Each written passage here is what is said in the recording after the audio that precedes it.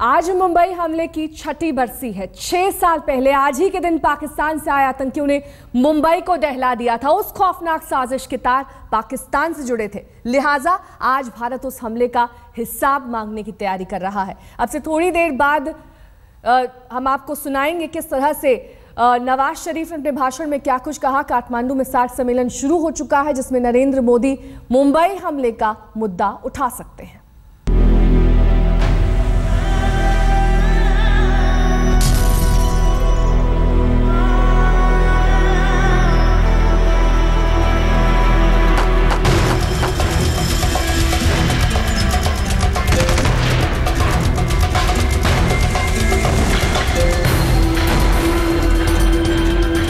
छह साल बीत गए जब टहल गई थी मुंबई। 6 साल बीत गए जब पाकिस्तान से आए आतंक के 10 सौदागरों ने मुंबई में खेला था खूनी खेल। 6 साल बीत गए जब सरहद पार से आए आतंकियों ने ली थी 166 बेगुनाहों की जान। 6 साल बीत गए, लेकिन आज भी जिंदा है वो जख्म। 6 सालों से लगातार पाकिस्तान से उन जख्मों का हिसाब मांग रहा है भारत, लेकिन पाकिस्तान ने पिछले 6 सालों से चुप्पी साध रखी है। आप इसे संयोग कह सकते हैं कि ठीक 6 महीने बाद एक बार फिर नरेंद्र मोदी और नवाज शरीफ आमने सामने होंगे। भले ही मुलाकात न हो, भले ही कोई बात न हो, उन्होंने मुंबई को दहला दिया था। ऐसे में मोदी के लिए बुधवार को मौका भी रहेगा और दस्तूर भी। सूत्रों के मुताबिक बुधवार को सार्क सम्मेलन में मोदी इस मौके को पूरा भुनाएंगे। वो अपने भाषण में आतंकवाद का मुद्दा उठाकर 26/11 का जिक्र करेंगे और नवाज शरीफ से पूछेंगे कि पिछले 6 सालों में पाकिस्तान ने मुंबई हमले के असली गुनहगारों के खिलाफ क्या किया। आतंकवाद को लेकर नरेंद्र मोदी पहले भी पाकिस्तान को घेर चुके हैं। बहुत दिन नहीं बीते जब संयुक्त राष्ट्र महासभा में प्रधानमंत्री नरेंद्र मोदी ने आतंकवाद को लेकर पाकिस्तान से जवाब मांगा था और चेतावनी दी थी।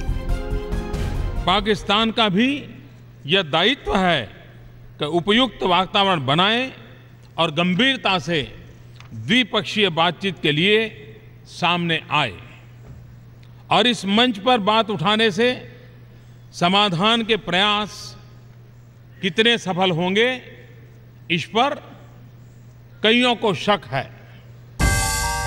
हालांकि पाकिस्तान पर किसी भी चेतावनी का कोई असर नहीं पड़ता, लेकिन इस बार की बात जुदा है। इस बार पाकिस्तान के सामने आतंकवाद और मुंबई हमले का सवाल उस दिन खड़ा होगा जिस दिन उसी की जमीन से आए आतंकियों ने न सिर्फ मुंबई वालों को बल्कि अमेरिका और इजराइल जैसे देशों के नागरिकों को भी अपना निशाना बनाया था। पाकिस्तान आतंकवाद के खिलाफ बड़ी बड़ी बातें करता रहा है, आतंकवाद पर लगाम लगाने के दावे करता रहा है।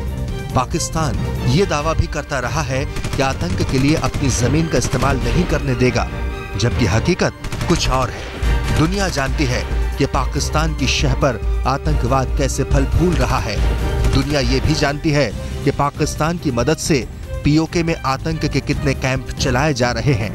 ऐसे में पाकिस्तान को आईना दिखाना जरूरी है और इसकी तैयारी प्रधानमंत्री नरेंद्र मोदी ने कर ली है।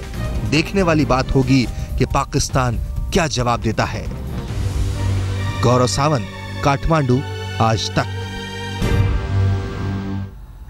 26/11 हमले के लिए 10 आतंकी कराची से मुंबई पहुंचे थे।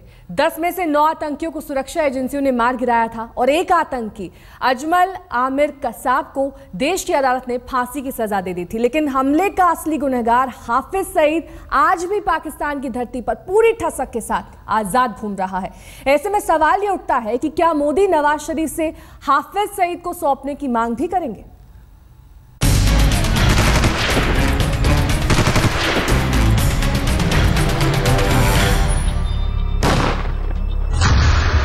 मुंबई हमले की बरसी पर सार्क सम्मेलन में नरेंद्र मोदी भी होंगे, नवाज शरीफ भी होंगे, यानी मौका भी होगा और दस्तूर भी होगा। नरेंद्र मोदी आतंकवाद का मुद्दा उठाएंगे और फिर बात 26/11 की निकलेगी। जब बात 26/11 की होगी तो क्या इस खूनी साजिश के मास्टरमाइंड हाफिज सईद तक भी पहुंचेगी? शायद हाँ, क्योंकि बिना मास्टरमाइंड का नाम लिए सबसे खौफनाक साजिश की चर्चा अधूरी रह जाएगी।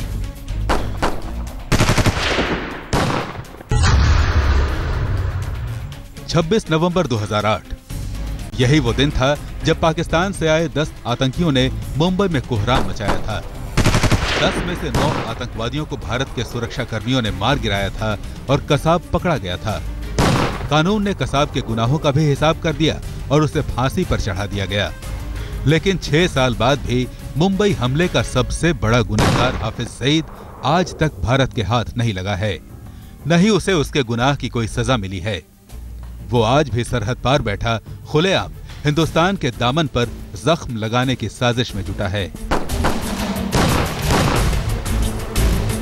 मेरी बात है तो ये बहुत शोर इन्होंने मचाया, हत्ता के यानी बम्बई अटैक्स का ज़िम्मेदार मुझे करार दिया और उसके बाद इन्होंने मेरे मुतल्लक बहुत सारी मालूमात जिनको इन्होंने यानी शवाहिद कहा वो डोसियर्स पाकिस्तान के अंदर भेजे और उन सब को एग्जामिन किया गया। फिर इनके इस कहने पर हुकूमत पाकिस्तान ने मुझे गिरफ्तार किया। भारतीय जांच एजेंसियों ने जब 26/11 की जांच शुरू की तो ये बात सामने आई कि साजिश का पूरा खाका हाफिज सईद ने ISI के साथ मिलकर तैयार किया था। 26/11 के हमले में पकड़े गए इकलौते जिंदा आतंकी अजमल कसाब ने अपने बयान में साफ साफ बताया था कि सभी 10 हमलावरों को लाहौर के पास मुरीदके में ट्रेनिंग दी गई थी, जमात-उद-दवा के मुख्यालय के बेहद करीब। कसाब को छोड़कर आतंक के 2 और आकाओं डेविड कोलमैन हेडली और अबू जुंदाल ने भी हाफिज सईद का नाम लिया। साफ साफ कहा कि मुंबई हमले की पूरी साजिश जमात-उद-दवा के मुखिया ने तैयार की थी। हेडली को खुद अमेरिका ने पकड़ा था, लिहाजा अमेरिका को भी पता है कि मुंबई हमले का असली गुनहगार कौन है। जो डेविड हेडली है, जो अमेरिका के पास एक लाइव एविडेंस है। मैं मानता हूं कि डेविड हेडली और अमेरिका में जो प्ली ऑफ बार्गेन हुआ है उसके मुताबिक डेविड हेडली को न हमें सौंप दिया जा सकता है न पाकिस्तान को सौंप दिया जा सकता है। लेकिन डेविड हेडली को पाकिस्तान आरोपी बना के उसको माफी का गवाह बना सकती है और डेविड हेडली जो उसको प्ली ऑफ बार्गेन की टर्म्स कंडीशन के मुताबिक डेविड हेडली का evidence through video link from America to Pakistan की कोर्ट में ले जा सकता है।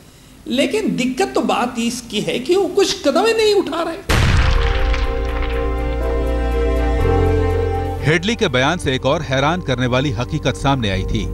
हेडली ने बताया था कि आतंक का पूरा ताना बाना पाकिस्तान में किसी खुफिया तरीके से नहीं बल्कि बिल्कुल खुलेआम और लोगों की नजरों के सामने होता है। उधर अबू जिंदाल ने भारतीय जांच एजेंसियों को बताया था कि कैसे हाफिज सईद ने उससे मुंबई में उन ठिकानों की चर्चा की थी जहां उसे हमला करवाना था।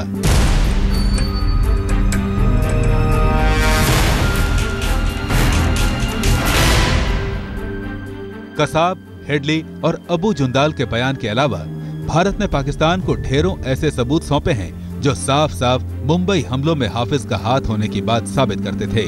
सबसे बड़ा सबूत उस बातचीत के रिकॉर्ड थे जो मुंबई हमले के दौरान आतंकियों और पाकिस्तान में उनके आकाओं के बीच हुई थी। भारत को यकीन है कि इनमें से एक आवाज हाफिज सईद की भी है, लेकिन बार बार मांगने के बावजूद पाकिस्तान ने आज तक हाफिज सईद या ज़कीउर रहमान लखवी का वॉइस सैंपल नहीं सौंपा है। मैं इस बात से बहुत हैरान हूं कि पाकिस्तान अभी भी मान नहीं रहा है कि जो लश्कर तोयबा का जो मेन फाउंडर है हाफिज सईद और जो बार बार में हमारे देश के खिलाफ आतंकवादियों को उकसाता है, जिसका हाथ 26/11 के साजिश में पूरा था, इसके बारे में हमने पुख्ता सबूत देने के बावजूद भी पाकिस्तान की इन्वेस्टिगेटिंग एजेंसी उसके खिलाफ कुछ सख्त कानूनी कदम नहीं उठा रही है। जांच के बाद राष्ट्रीय जांच एजेंसी यानी NIA ने मुंबई हमले में लश्कर तैयबा के आतंकियों हाफिज सईद, ज़कीउर रहमान लखवी और डेविड हेडली समेत 9 लोगों के खिलाफ करीब 11,000 पन्नों की चार्जशीट दाखिल की। चार्जशीट में हाफिज और लखवी के खिलाफ भारत के खिलाफ युद्ध छेड़ने का आरोप लगाया गया और हाफिज सईद को 26/11 के मुंबई हमले का मास्टरमाइंड बताया। लेकिन पाकिस्तान की आतंकवाद निरोधक अदालत ने हाफिज सईद को क्लीन चिट दे दी। काठमांडू से गौरव सावंत के साथ आज तक ब्यूरो। आज पूरा देश मुंबई के 26/11 हमले पर श्रद्धांजलि अर्पित कर रहा है, उन शहीदों को नमन कर रहा है जिन्होंने आतंकियों से लड़ते हुए अपनी जान गंवा दी। छठी बरसी पर महाराष्ट्र के मंत्री विनोद तावड़े और राज्यपाल विद्यासागर राव ने भी शहीदों को याद किया, उनका नमन किया। मुंबई में आज कई कार्यक्रम आयोजित किए जा रहे हैं और ऐसा ही आयोजन बांद्रा में भी किया गया। वहां से गेटवे ऑफ इंडिया के लिए हार्ले डेविडसन बाइक की रैली निकाली गई। इसमें 100 बाइक सवारों ने हिस्सा लिया। वहीं गेटवे ऑफ इंडिया पर भी श्रद्धांजलि सभा का आयोजन किया गया।